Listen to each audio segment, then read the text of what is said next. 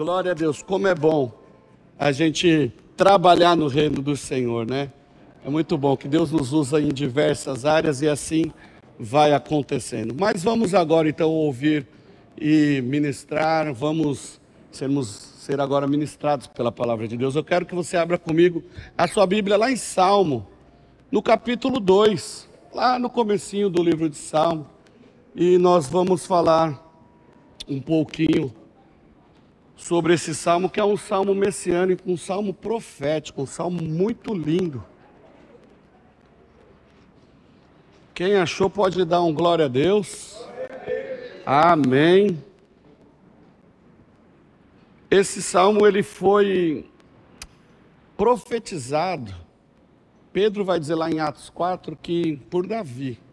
E Davi ele profetizou algo a respeito de Jesus, né, sobre a sua exaltação como soberano rei, sobre os enfrentamentos e as afrontas que Jesus iria sofrer, que Jesus iria passar. E é interessante que nós vamos ver que quando aqueles homens como Pedro, como Paulo, aceitaram a Cristo, entenderam que Jesus era o Messias que os profetas anunciaram, que os patriarcas anunciaram, que o próprio Moisés anunciou, o próprio Davi, ele menciona no Salmo 110, né? Disse o Senhor ao meu Senhor. Então nós vamos ver que quando Pedro, quando Paulo, eles entendem que Jesus é o Messias, esse salmo deixa de ser profético para ser um salmo cumprido na vida daqueles homens. E eles entenderam realmente, verdadeiramente, as Escrituras apontam para o Cristo. Desde a primeira página de Gênesis até o Apocalipse, a Bíblia inteirinha está apontando para Jesus Cristo. O Espírito do Senhor, que está neste lugar, que nós possamos estar atentos para ouvir o que Deus tem para falar conosco. O Salmo diz assim: por que as nações se enfurecem e os povos tramam em vão? Os reis da terra se levantam e os príncipes conspiram unidos contra o Senhor e seu ungido, dizendo: rompamos suas correntes e livremo-nos de suas algemas. Aquele que está sentado no céu se ri, o Senhor zomba deles. Então ele os repreende na sua ira e os aterroriza no seu furor, dizendo: eu mesmo constituí o meu rei em Sião, meu santo monte. Proclamarei o decreto do Senhor, e ele me disse: tu és o meu filho, eu hoje te gerei. Pede-me, e te darei as nações como herança e as extremidades da terra como propriedade. Tu as quebrarás como uma vara de ferro e as despedaçarás como se fosse um vaso de barro. Agora, ó reis, sedes prudentes, juízes da terra, acolhei a advertência. Cultuai o Senhor com temor e regozijai-vos com tremor.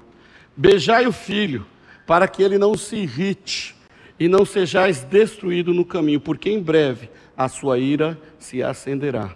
Bem-aventurado todos os que confiam neles. Pai, nós te agradecemos pela tua palavra e que, Pai, nesse momento seja entendido essa ministração. Diante do Senhor estamos aqui sedentos para entender um pouquinho mais da tua palavra. Fala conosco, que o teu Espírito possa estar, Senhor, atuando, trabalhando em nossos corações aqui. Em teu nome nós oramos, Senhor. Amém. Antigamente, irmãos, quando os impérios antigos caíam, geralmente a nação que estava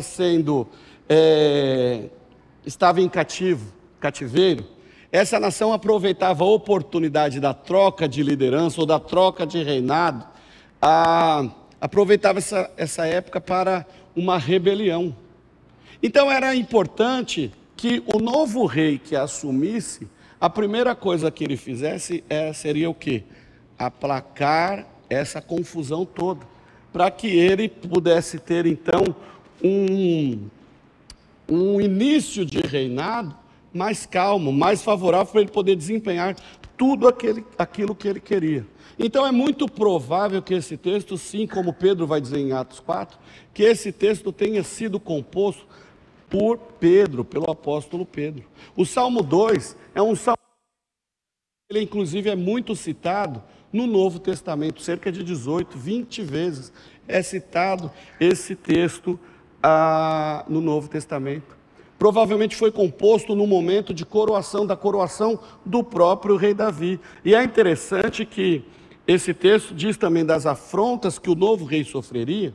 E aí nós vamos ver que o cenário lá em 2 Samuel 5 vai mostrar justamente isso. Enquanto Davi é coroado rei, os filisteus e alguns dos judeus que eram contrários a Davi, eles se rebelaram. Eles não gostaram, eles não estavam felizes com isso. Mas nós vamos ver que este salmo, ele é um salmo de coroação messiânico, referindo-se profeticamente a Jesus. Todos os pontos que nós vamos levantar aqui estão apontando diretamente para o Cristo. Outra coisa que nós vamos ver, que o salmista, inspirado pelo Espírito, quer revelar que Deus triunfará sobre tudo e sobre todos, na pessoa do seu ungido, Jesus Cristo. Então nós vamos ver que aqui nós vamos nos deparar com a superioridade, a incontestável superioridade de Cristo. Ou para ficar uma fala mais bonita, né? A supremacia de Cristo. John Stott tem um livro que fala da cruz de Cristo e ele menciona muito sobre a supremacia de Cristo. Lloyd Jones também fala muito sobre a supremacia de Cristo, mas a nossa vida deve demonstrar a supremacia de Cristo em tudo que fizermos, em tudo que fazemos. Até porque hoje parece que a gente vê que nós vivemos um cenário onde Cristo, ele foi esquecido, ele foi deixado de lado. Parece que Jesus perdeu a sua superioridade. E é tão grave o contexto que não só Cristo perde a sua superioridade, mas como nós, os crentes, somos muitas vezes desencorajados a seguir a Cristo. Nós somos muitas vezes ridicularizados por seguirmos a Cristo. Nós somos muitas vezes zombados porque nós servimos a Cristo. Muitas vezes nós somos até desacreditados em nossa fé. Você crê num Deus que não existe? Você crê num Deus que não se vê? É interessante que quando a gente pensa num Deus que não se vê, a gente lembra, a gente volta lá nos dias de Jesus, o ano 63 a.C., depois de Cristo, quando Roma está no poder, e Pompeu, o capitão, né, do imperador Nero, eles derrubam o templo, e o capitão Pompeu, ele invade o Santo dos Santos, porque ele não se conformava que os judeus tinham um Deus que eles veneravam tanto a ponto de morrer por esse Deus. Então ele queria, e esse Deus, eles não tinham uma imagem, e ele quer entrar lá, e na hora que eles derrubam o templo, ele entra no lugar, porque ele queria ver Deus. E quando ele vê que aquele lugar não tem nenhuma imagem, ele se escandaliza, ele fica horrorizado. Ele não entendeu que Deus não está em prédios, nem em imagens, mas que Deus está no nosso coração. O Senhor está no nosso coração, e nós queremos falar isso, tentar expor um pouquinho sobre isso, porque enquanto o mundo está zombando, está se esquecendo de Deus, nós, como igreja, como povo de Cristo, precisamos mostrar e viver a realidade de que o Espírito Santo de Deus, ou seja, o próprio Deus, está em nosso coração, faz morada em nós. Logo, isso quer dizer que aonde você estiver, na hora que você estiver, no momento que for, não interessa onde, Deus está sendo visto de alguma maneira através da sua vida. Olha a questão do testemunho que Paulo vai dizer que nós somos as cartas vivas, que inclusive é um evento que os nossos missionários fizeram com tanta excelência, terminou aqui ontem o evento do Cartas Vivas, para entendermos um pouquinho mais sobre isso. Mas irmãos, aonde nós estamos, nós somos entendidos como cristãos. A igreja de Antioquia da Síria, primeira igreja missionária, lá em Atos 11, mostra que a igreja, quando ouviu falar de Jesus, quando se converteu, quando creu nesse Deus do Salmo 2, quando viu que Jesus é aquele que os profetas falaram, eles entenderam, eles viveram uma vida tão digna do Senhor, vivendo, anunciando, ajudando, semeando, fazendo tudo o que Cristo fez, ao ponto de serem eles chamados pela primeira vez de cristãos. Se hoje nós aqui, a Igreja Brasil, somos chamados de cristãos, somos chamados de cristãos, foi porque lá atrás, uma igreja começou o movimento de seguir a Cristo de uma maneira intensa, intencional e de verdade. E os demais começaram a olhar para aquela igreja e começaram a chamá-los de cristãos, zombando deles. Mal sabiam eles que para nós, os Jesus é o maior orgulho, é o maior prazer, é a maior dádiva que poderia acontecer na nossa vida, é de sermos chamados de cristãos. Interessante que aonde eu vou, Cristo está lá. Olha que coisa linda. Aonde você vai, Cristo está lá. Somos cristãos com muito orgulho. Somos filhos de Deus por causa de Cristo. Então somos pequenos cristos, né? Glória a Deus. Então nós vamos falar um pouquinho sobre isso. A nossa fé, que é muitas vezes zombada, nós precisamos olhar para a leitura da palavra, para a Bíblia, e na palavra buscarmos então forças para que nossa fé seja reanimada, porque somente a palavra de Deus pode nos reanimar. Por isso que eu sugiro sempre a leitura e a releitura de alguns textos bíblicos, e o Salmo 2 é um salmo muito importante para que a nossa fé seja aumentada. Deus nunca é pego de surpresa. Cristo nunca é pego de surpresa. Cristo, Deus, é o Senhor do tempo, é o Senhor de tudo e de todos. E Ele sabe de tudo o que está acontecendo. E aqui nós vamos ver que Ele está de olho em tudo. Os versículos de 1 a 3 nós podemos ver, por exemplo, no versículo 3. Por que os ímpios se revoltam? Olha lá o texto. Façamos em pedaços as suas correntes, lancemos de nós as suas algemas. A superioridade de Cristo faz com que Ele se refira e nos mostre a revolta dos ímpios. Nós podemos ver como um não crente fica revoltado com a vida do crente. Faz de tudo para atrapalhar a vida do crente. Faz de tudo para humilhar, para provocar a nossa ira, não é isso? Zombam da nossa fé. Cristo sabe disso daí. Os ímpios não suportam os caminhos de Deus, eles não suportam a exclusividade e a superioridade de Cristo em nossas vidas. Por isso que eles zombam, eles não entendem Cristo, o ungido de Deus, sendo o mestre, o rei, senhor e salvador das nossas vidas. Eles preferem os seus próprios conselhos, fazer as coisas da maneira que eles da maneira que eles entenderem. Eles têm prazer em ser pervertidos. Eles prezam por terem uma conduta deplorável e amam participar da rodinha dos escarnecedores, que está lá em Salmo 1, uma página antes.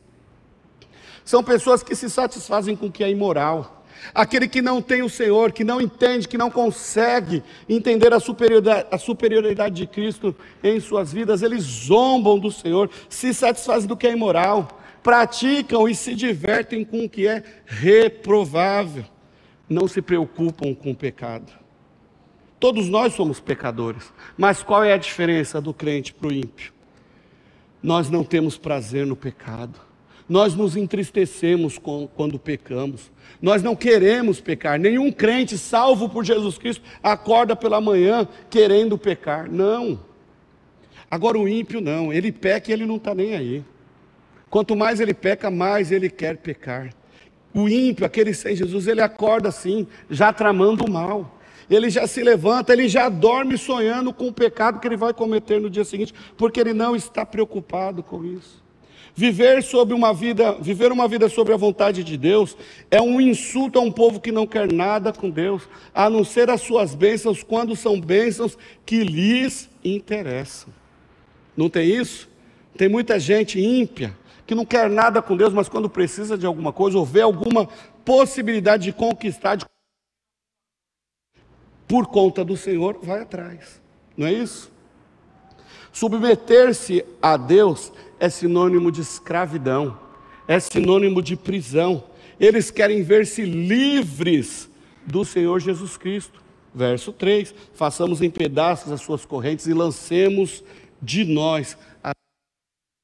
Faço aqui as palavras de Paulo, como é bom ser prisioneiro de Cristo. Ah, como eu quero, ainda que Ele me largasse, eu voltaria, eu correria atrás, eu me agarraria aos seus pés e falava, não, eu quero Jesus, eu quero estar contigo. A nossa maior felicidade, a maior felicidade do crente é estar com Cristo e saber que Ele está conosco. O Senhor está neste lugar, e isto é verdade. A presença do Senhor neste lugar é real.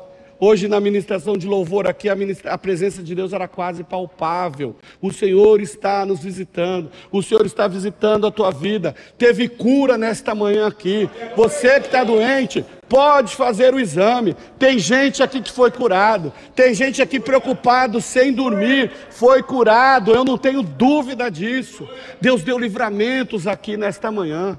Talvez você vá passar por alguma situação que o Senhor já cuidou. Não se preocupe, Deus está agindo em nosso favor, não tenha dúvida disso. O ímpio, ele ignora a superioridade de Cristo, aquilo que nós tanto prezamos, aquilo que nós tanto valorizamos. O mundo aí fora despreza, o mundo aí fora não está nem um pouquinho preocupado com isso. Por que que eles se enfurecem tanto e tramam em vão? Nós vamos ver então, eles se inflamam contra a superioridade de Cristo, eles invertem os valores da superioridade de Cristo, eles inventam leis contra a superioridade de Cristo. Versículo 2 diz que os reis das nações tramam, tomam posição e vivem contra a vontade de Deus. Eles implantam uma nova ordem contra a superioridade de Cristo. O versículo 2 diz que os governantes conspiram unidos contra o Senhor e contra o seu ungido. Irmãos, não precisem ir muito longe não para a gente ver como o mundo é contra Cristo. Olha para o nosso país. Governantes, juízes, ministros, fazendo de tudo contra a família. Fazendo de tudo contra a palavra de Deus. Fazendo de tudo contra a igreja. Tudo que eles puderem fazer para manchar a imagem da igreja, eles vão fazer. E é facinho de aprovar. É rapidinho aprovar. Para o crente conseguir alguma coisa é tudo difícil. Mas para o ímpio, eles estão lá facinho de conseguirem as coisas. Queridos, tudo que eles puderem fazer, eles vão fazer. Eles vão querer manchar a imagem dos crentes. Eles vão querer manchar a imagem da igreja. Mas Mateus 16, 18 diz o quê? As portas do inferno não prevalecerão contra a igreja de Cristo. Pode se levantar o inferno contra a igreja dele. A igreja do Senhor prevalecerá, porque nós cremos o Deus Todo-Poderoso, Criador dos céus e da terra, a quem há de julgar todos esses políticos corruptos, todos os ímpios, inclusive crentes corruptos. Todos esses passarão pela condenação e o julgamento, o juízo do Senhor. Agora nós vamos ver também que a vida daquele que anda nos caminhos do Senhor é uma vida contrária a este mundo. Nós vivemos na contramão desse mundo. Cristo fala disso. Aquele que pecava, não peque mais. Nós não pecamos, nós vivemos contra. Se o mundo está dizendo, sonegue impostos, a gente vai pagar em dia os nossos impostos. Se os funcionários das empresas chegam 2 horas atrasados, a gente chega 10 minutos antes. Se o pessoal produz de uma maneira, de qualquer jeito, nós somos os melhores, porque nós fazemos para o Senhor. Quer comais, quer bebais, façam tudo para a glória de Deus. A igreja possui os melhores pais, as melhores mães, os melhores filhos, os melhores tios, tias, avós e avós, os melhores funcionários, os melhores empregados e os melhores empregadores, porque tudo que fazemos é para a glória de Deus, é a superioridade de Cristo nas nossas vidas, e somos tão cheios desse ser, de Cristo nas nossas vidas, que nós transbordamos para fora. Nós não conseguimos segurar, é impossível segurar Cristo em nós, a esperança da glória. Segundo ponto, a superioridade de Cristo ao anunciar a resposta de Deus. Nós vamos ver agora como que Deus responde esta revolução dos ímpios. O Senhor despreza as atitudes dos ímpios. Versículo 4: do seu trono nos céus, o Senhor põe-se a rir e a zombar deles. Tem muita gente rindo, zombando da nossa fé. Tem muita gente rindo, zombando do nosso Deus. Aí vocês vão pensar, nossa, Deus deve estar lá chateado, arrasado, porque estão zombando dele, porque estão blasfemando contra ele. A palavra de Deus diz que ele caçoa dessas pessoas que fazem isso. Deus zomba, Deus ri, porque eles não sabem o tamanho do poder de Deus. Eles não sabem, eles não imaginam o poder de Deus. Como que é importante, como que é de verdade, como é real. Nós sabemos a realidade do poder de Deus, porque nós somos cheios, o Senhor divide conosco do seu poder sobre nós. Fomos levantados, fomos escolhidos por Ele para expulsarmos demônios, para orar, o doente ser curado, para no nome de Jesus ressuscitarmos mortos. Esta é a superioridade de Cristo na vida daqueles que o creem. E eu creio na superioridade do Senhor sobre as nossas vidas, sobre esta igreja. O Senhor se desagrada muito das atitudes dos ímpios. Em sua ira, versículo 5, Ele os repreende e o seu furor os aterroriza. O Senhor declara a sua superioridade sobre os ímpios. Versículo 6, eu mesmo estabeleci o meu rei em Sião, no meu monte santo. Pouco a pouco, Deus vai aplicando, Deus vai mostrando a sua vontade. Deus vai ali, pausadamente, mostrando para que o povo veja e se arrependa. Mas muitos não se arrependerão. Muitos estão ignorando. Mas haverá aquele dia do julgamento, haverá aquele dia do juízo. Lembram-se lá da parábola do rico e Lázaro? Haverá esse dia em que muitos vão querer olhar e falar: pai Abraão, manda uma turminha lá dar abraço lá na casa dos meus vizinhos, dos meus parentes, para que eles possam saber que o inferno é verdadeiro, para eles se arrependerem dos seus pecados e não virem para cá, porque o negócio aqui é quente demais. E o que Abraão falou, o pai Abraão falou lá pro rico: olha, lá eles têm a lei e os profetas. Então assim, irmãos, ainda é tempo de levarmos a palavra a todos aqueles que estão de um jeito ou de outro rejeitando. Mas irmãos, vamos insistir. Por mais que você pense que eles não merecem ir para o céu, eles merecem. E nós precisamos, como igreja de Cristo, levar a mensagem de salvação a todos esses, porque esse é o nosso papel como igreja. Versículos 7 a 9, Jesus vai dizer agora o decreto dele, ele comissiona o Filho, Deus está dizendo aqui, Deus decreta e Deus comissiona o Filho para cumprir o seu plano na história da redenção. Eu já li na minha vida. É um texto mais fantástico que nós encontramos na Bíblia. Deus dizendo a Jesus: tu és o meu filho, eu hoje te gerei. Glória a Deus. Não há dúvida de que Jesus é o Filho de Deus. E é interessante que nós vamos ver que na conversão de Paulo, ele que conhecia a lei, ele conhecia da frente para trás, de trás para frente, ao contrário. E ele não conseguia enxergar Jesus Cristo nesse texto, até o momento que ele tem um encontro com Jesus. Quando Paulo tem um encontro com Cristo, esse versículo 7 faz total sentido na sua vida.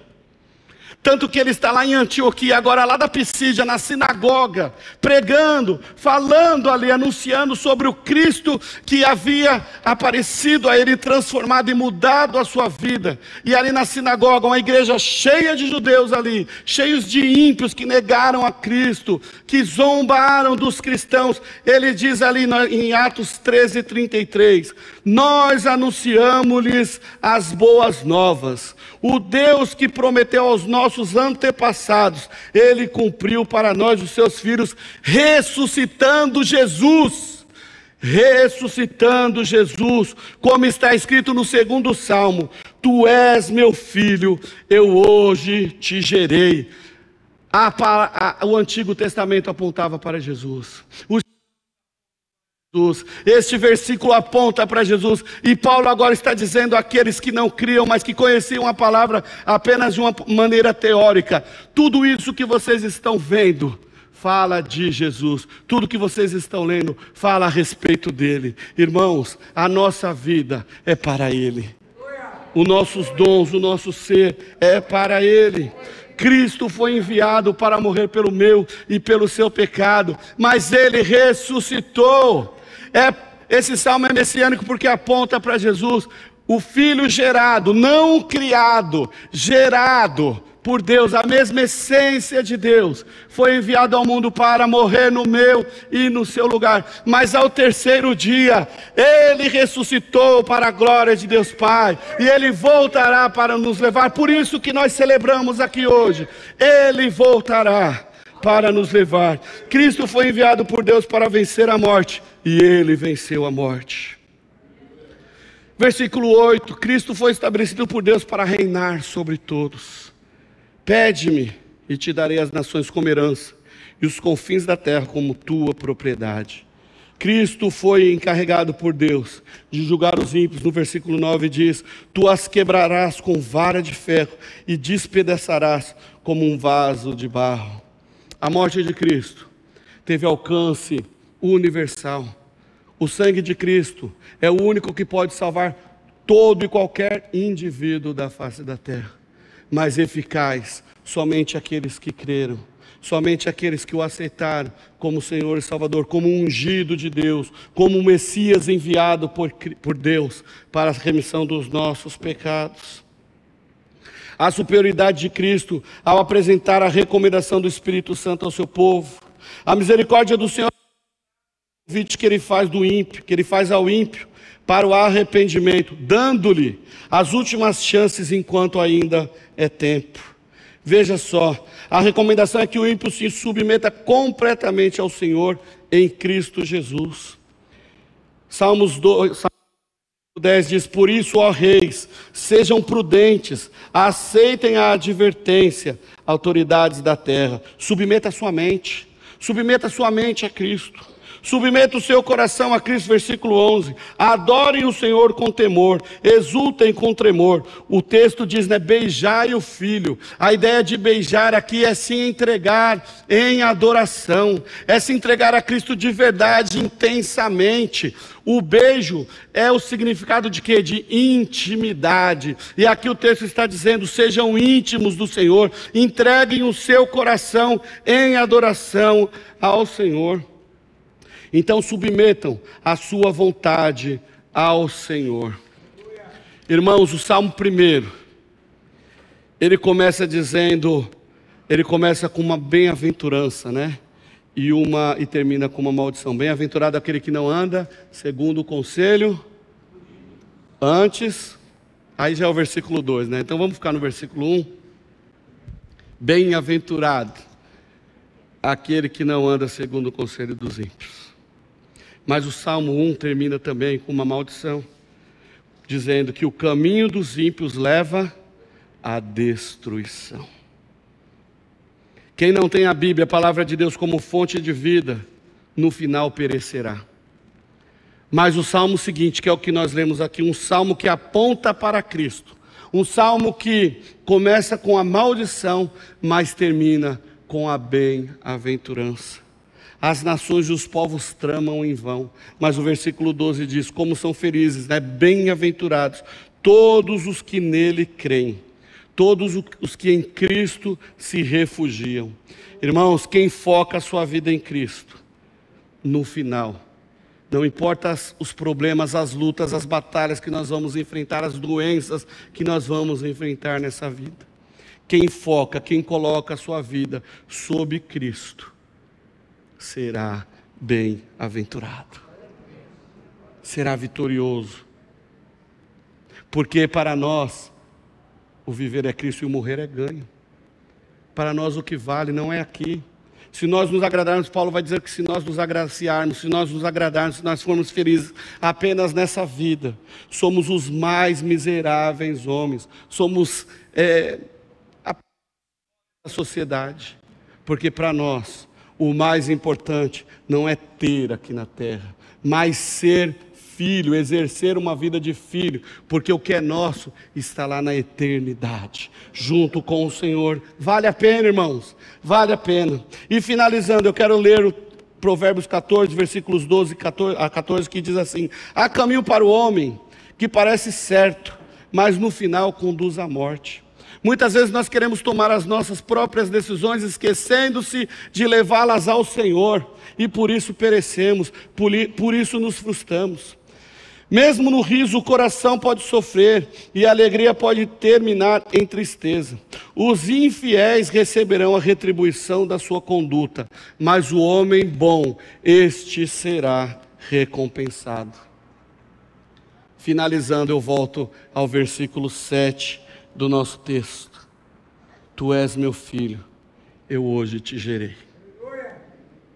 Essa é a palavra de Deus para Cristo. Tu és meu filho, hoje te gerei. Logo, assim como Deus gerou o Filho, quando recebemos a Cristo, o Filho, como nosso Senhor e Salvador, o Espírito do Filho é gerado em nós, para que assim como o Filho fez, façamos nós também. Irmãos, tu és o meu filho, eu hoje te gerei. Quando cremos nesta palavra, quando cremos nessa profecia, o mesmo Espírito do Filho é gerado em você. Eu tenho o Espírito de Cristo no meu coração. Que possamos então viver, irmãos, ainda nesta vida, contra tudo e contra todos, mas que possamos demonstrar a superioridade de Cristo em nossas vidas. Cristo foi gerado por Deus e gerou Cristo, o seu Espírito Santo, em nós. É Deus em nós, a esperança da glória. Amém? Vamos orar? Senhor, nós te louvamos por esse tempo, nós te louvamos.